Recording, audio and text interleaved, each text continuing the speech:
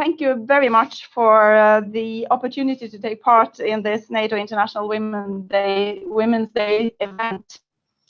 I really applaud AirCom for the initiative and the powerful gathering of more than 200, I have been informed, women of all ranks from different NATO HQs and nations. I find the agenda very inspiring, but unfortunately, due to a very busy schedule, I haven't got the opportunity to listen to the previous speakers, all of them. I've listened a little bit, and it's been very good what I've heard. It's really an honor for me to be and hopefully about what are our common goals, achieving an equal future. So I would like to start with some facts on equality development in my country, Norway. Move on to illustrate this with some examples from my own career and maybe some advice. I have had a 30-something year journey towards this high-level command position that I'm so lucky to have today. And I will finish off with some reflections on the current state of work ahead that we need to do to aim towards an equal future, and maybe touch upon the question, do diversity really matter? So let me crack ahead. Norway is one of the most gender equal countries in the world. Demographically, Norway has a high rate of female work participation. More women than men have higher education, and there is a high share of fathers taking advantage of our rather generous parental leave system. Women in the Norwegian armed forces have a long history of service. Women gained access to regular military service back in 1976. And in 1985, all gender-based restrictions with regards to combat functions were lifted. So women have since then, 1985, participated in combat units and operations alongside men. Recruitment into positions is determined by gender-neutral standards and criteria. Skills, attitude, psychological and physical fitness, and knowledge are deciding factors when choosing candidates for positions in our combat units. The Norwegian defense concept is based on general conscription, making it an integral part of Norwegian society. Norwegian military service is being upheld as a central pillar of the armed forces and well suited and adapted to current needs and demands. Conscription for women has been on a voluntary basis since 1983, but in 2015, Norway was the first country in NATO to introduce universal conscription for both men and women. We did this to prepare for the future and to make our armed forces best suited for missions to come. It is not about ideology, but it's about operational value. Today's conscription system is based on the actual need of the armed forces. Norway needs between 8,000 and 10,000 soldiers for conscription every year, out of roughly 60,000 candidates any given year. After universal conscription, the number of female conscripts in the Air Force has increased from about 30% in 2016 to over 40% in 2021. Universal conscription is important in Norway for two reasons. Firstly, in all parts of society, women and men have and should have equal rights, obligations, and opportunities. Secondly, from a military perspective, we believe that the armed forces need to be able to recruit amongst the most capable candidates. Operational demands and high levels of specialization dictates the need to recruit as widely as possible.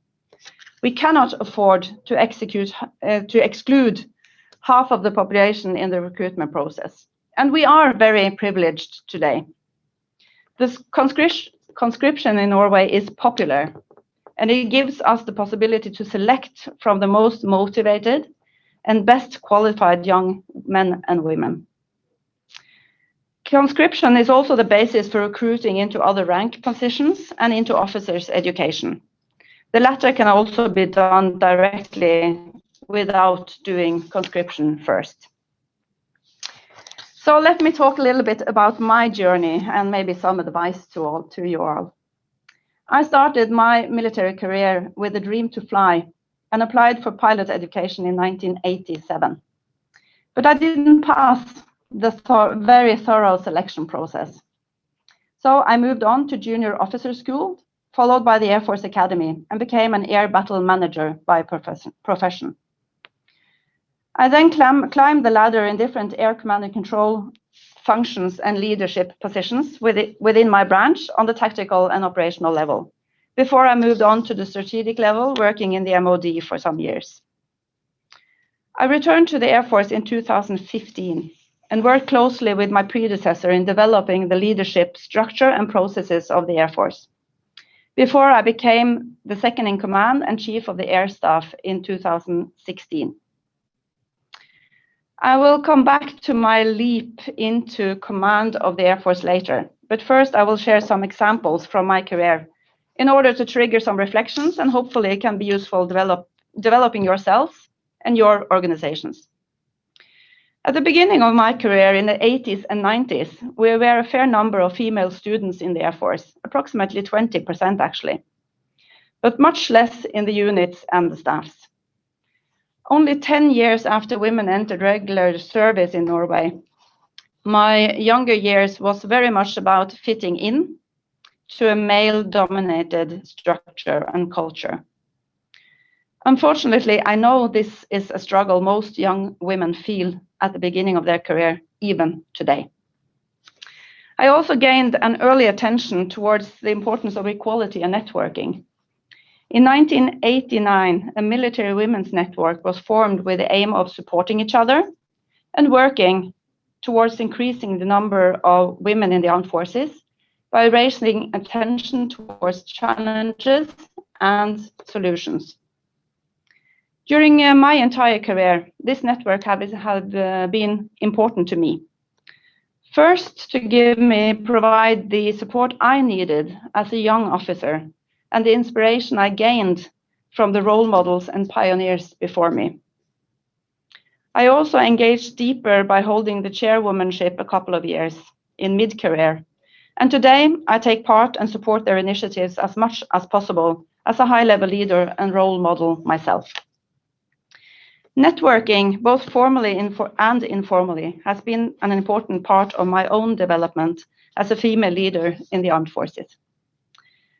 The Norwegian Armed Forces Female Association has over the last 30 years developed into an important arena for mutual support amongst all ranks of female military personnel and have become a clear and important force for driving equality and diversity goals forward within the Norwegian Armed Forces. Networking is empowerment. As for most of us, the first years of my service was focused on hard work to gain good results during education, combined with forming my basis as a military leader. During these years, I gained lifelong friendships and had a lot of fun. In the combat unit, the focus was on developing professional skills individually and in teams. Those years were wonderful, but I also had a growing feeling not to be recognized for my potential. The shift in my career came when I, now as an instructor at the Air Force Academy, was asked to hold a keynote speech on command and control at the annual Air Power Symposium. As a young captain, I was scared stiff by the thought, but luckily I seized the opportunity and performed well thanks to hard work and great support from my colleagues and leader. It made a shift in my career because the preparations made me realize my inner drive for higher level command and control, and my performance was noticed by Air Force leadership and colleagues way beyond my own unit. Seize opportunities and new doors will open. I moved into doing service in our combined national NATO Air Operations Center and further on to concept development in the Air Force staff, with a couple of international operations assignments in between. The General Inspector of the Air Force at that time was progressive and set clear goals to increase the number of female leaders. This was in the beginning of the 2000s. I, together with many of the female high-level leaders we have in the Norwegian Armed Forces today, was offered mentor programs, together with male colleagues from all services. In 2007, I became a mom at age 39, at the same time as I took a wing command, 8 months pregnant. And I went directly into maternity leave for 9 months with full support from the Air Force leadership. My husband, also an officer, continued to be the main everyday caretaker during our daughter's first years because I had to commute to my air wing. Being a mom and a leader is a constant balancing act. But being two parents, our work-life balance is teamwork. I know that my own will and ability to lead was very much developed and strengthened through those mentor programs. Over the last 20 years, I have had the opportunity to be a young adept and a mentor for others.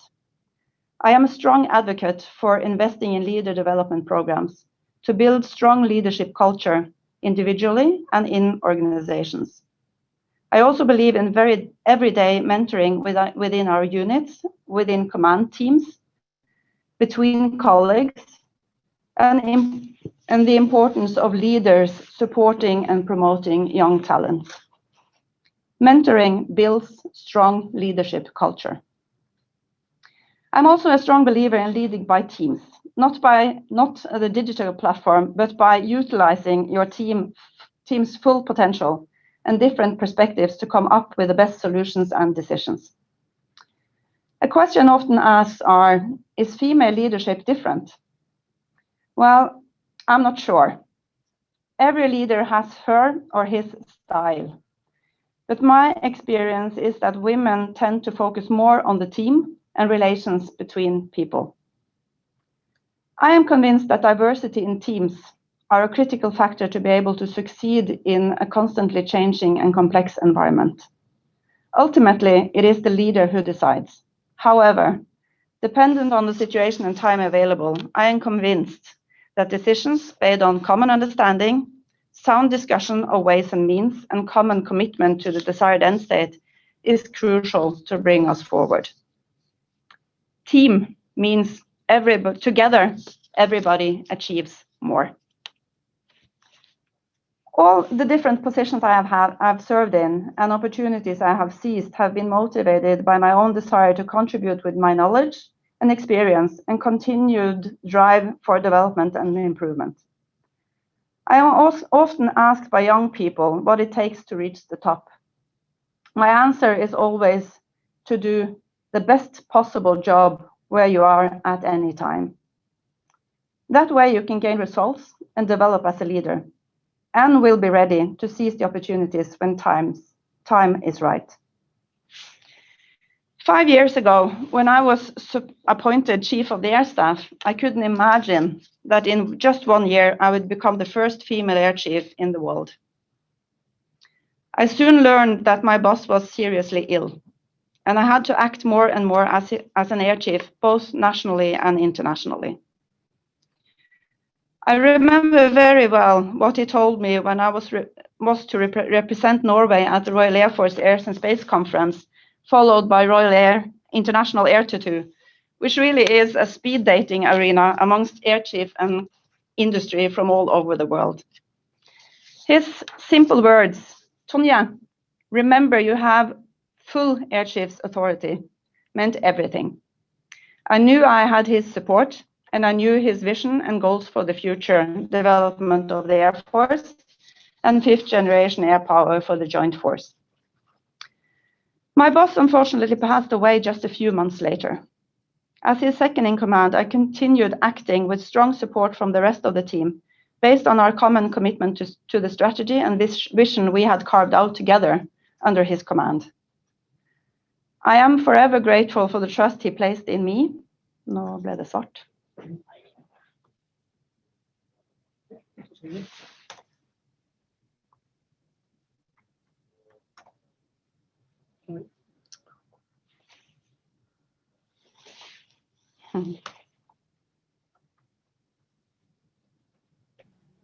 Mom, you're still live this end, so there's no issues from hearing you. Sorry, it was just a screen lock here, but we're back. As I said, I'm forever grateful for the trust he placed in me. And I try to follow the following guiding principle in my own leadership. Lead by intention and empower your subordinates.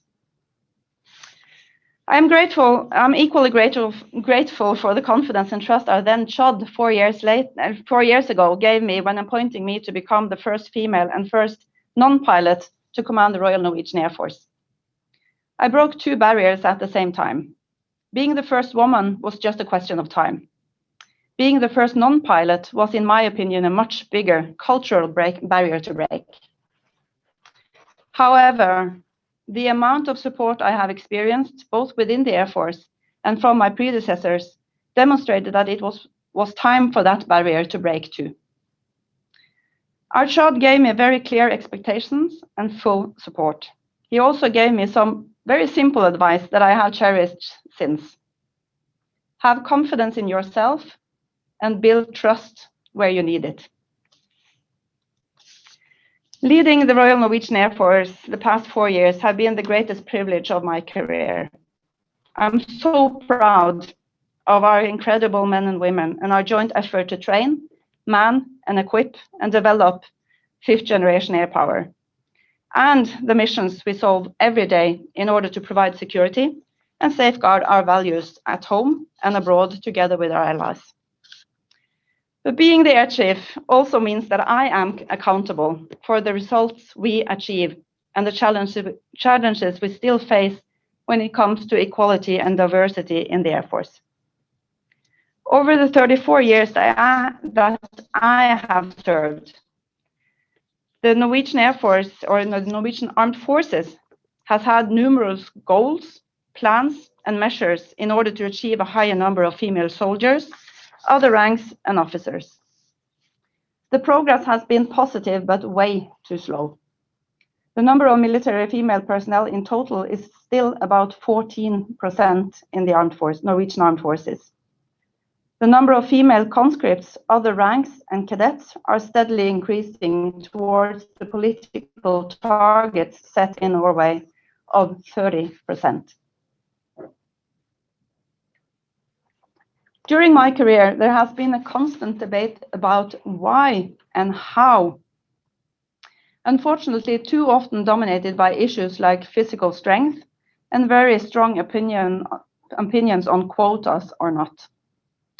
Quotation has been perceived as a stigma, and younger women are often against it, even though we only practice selection of the minority gender when equally qualified.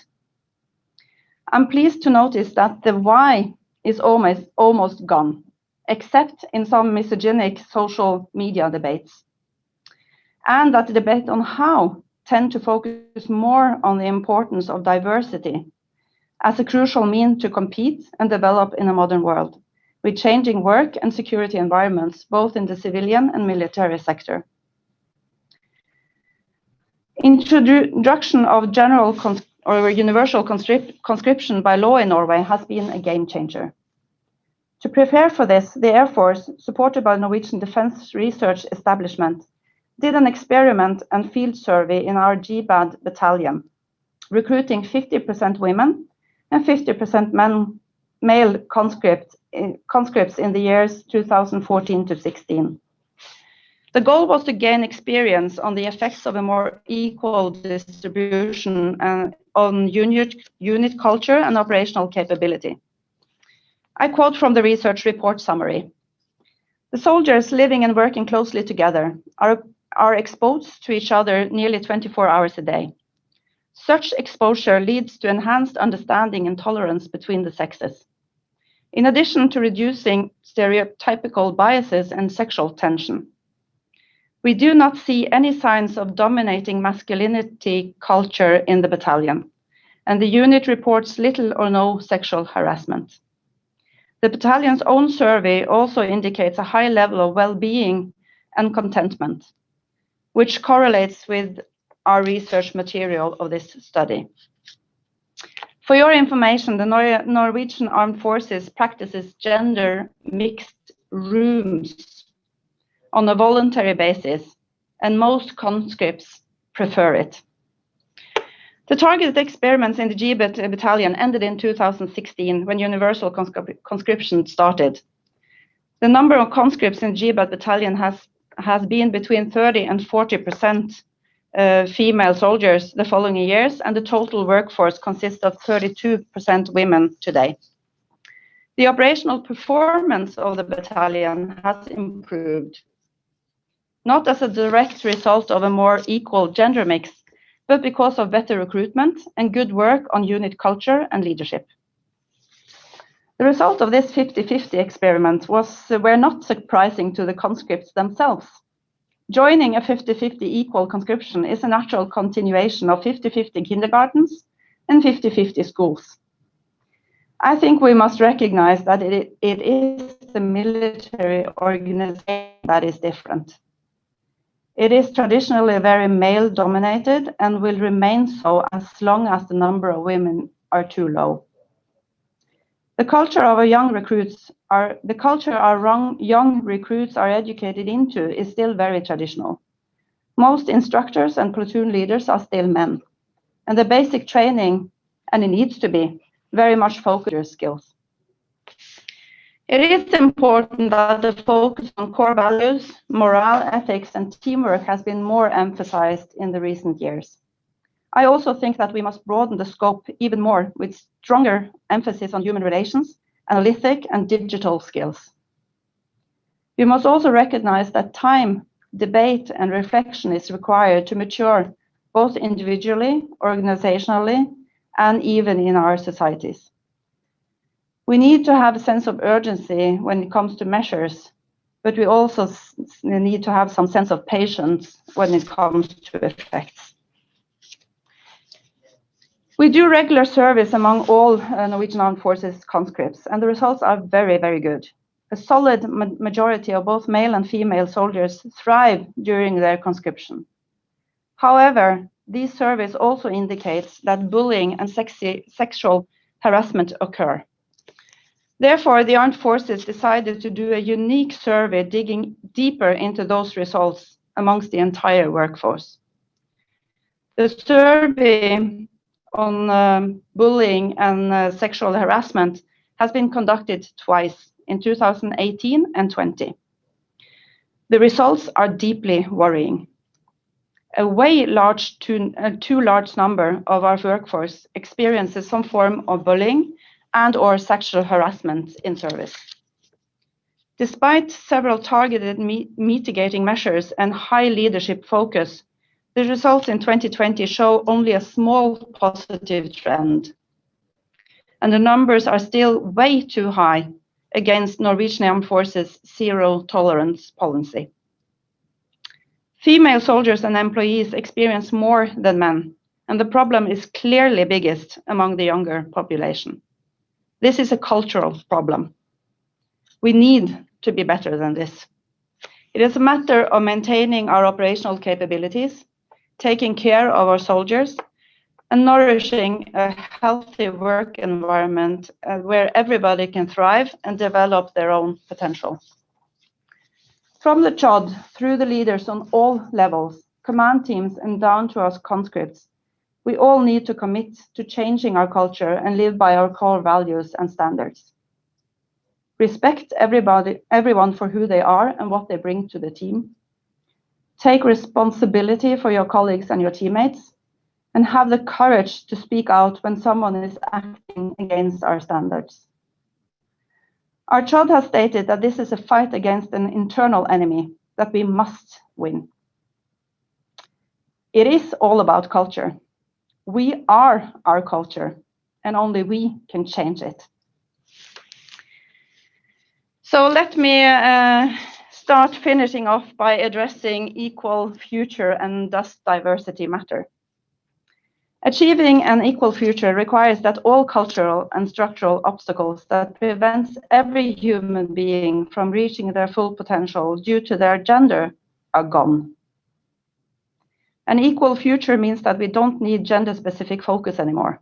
but only focus on achieving diversity amongst the individuals in the organization, making sure that we have a good mix of men and women with different backgrounds, education, work experience, and perspectives, in order to ensure that we have the best ideas and abilities to execute our mission and drive future development to safeguard our nations. I will say that diversity matters because it is vital to our competitive edge. Research shows that businesses with diversity in leadership and the workforce is more successful financially and are better at innovation, risk management, and resilience. I think the same applies for armed forces. The multitude of security challenges we face requires a broad spectrum of missions and cooperation across societal sectors. We need to make sure that we attract different types of people with a broad spectrum of qualifications to succeed. But even in my country, being one of the best ranking equality index, there are still deeply rooted cultural and structural obstacles for women in society and in organizations. It is particularly visible when it comes to the number of female leaders in business. In the Norwegian Armed Forces, the number of high-ranking female officers are quite good at the very top. Within the armed forces, we recruit very well into conscription and officers' education. However, we need to work harder on recruiting women into other ranks. And many women struggle mid-career, being drawn between career demands for command positions or deployments and having children. I am convinced that we need to focus more on retention, aiming for much more flexible systems for both men and women to be able to develop professionally and have a sustainable work-life balance throughout the different phases of our professional and private lives.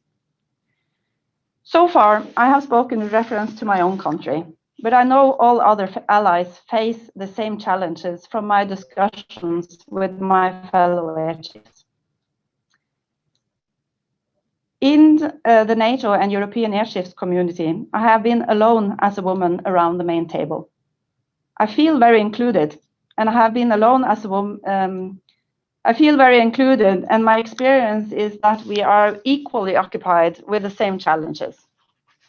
However, I must admit that I was very pleased when AirCom chose a female CSAL, Sarah Cattrall. Her summaries from the CSAL breakout sessions in the NATO Air Chiefs meetings, focusing on leadership, culture, and empowering senior enlisted leaders, have been very inspiring and brought new perspectives to the Air Chiefs agenda. I believe NATO has a huge potential utilizing and empowering senior enlisted leaders more. The security challenges we face requires more specialists into the planning and execution of operations. And I believe NATO should give other ranks more responsibilities. The gender mix in NATO leadership needs to improve. We see some positive change. Slovenia had the first female CHOD in 2018. Norway had the first woman representative in the military committee with Vice Admiral Louise Dedicam in 2019. And I'm very pleased to learn that she has been joined by Lieutenant General Francis Allen from Canada, who has spoken to you earlier today. It will progress. In the future, several of you may take command and might very well join around those tables.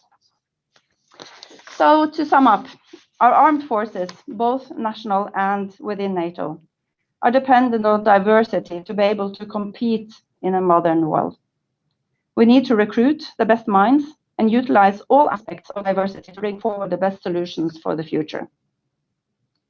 Organizationally, we are far from where we need to be. Continued hard work is required. We need to set goals, work on our culture, and create results. Individually, the possibilities are endless. I encourage every single one of you to reach for your own dreams and potential at all levels.